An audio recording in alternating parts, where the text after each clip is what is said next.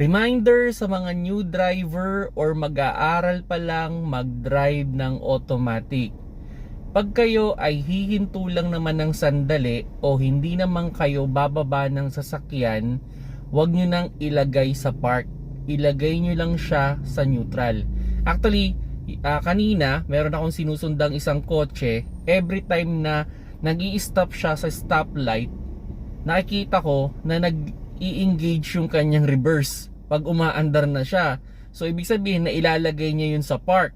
So wag yung gagawin yung mga paps. Pag sakali manghihinto lang kayo ng sandali, ilagay nyo lang siya sa neutral. Kasi ang problema mga paps, pag every time nahihinto kayo, ilalagay nyo sa park, sobrang daming movement nung inyong cambio. So from drive, dadaan ng neutral, dadaan ng reverse, tapos park. Tapos pagpapaandarin ninyo from park, reverse, neutral, and drive.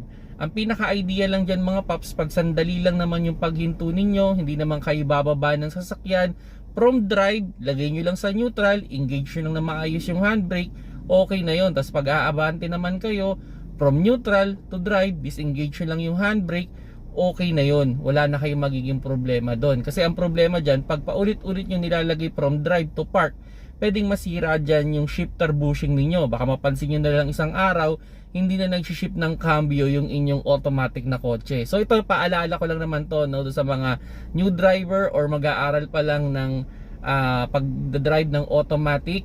Kung sakaling hindi naman kayo bababa ng sasakyan, nakapokus pa rin naman kayo sa pagdadrive, lagay nyo lang sa neutral, engage nyo lang yung handbrake.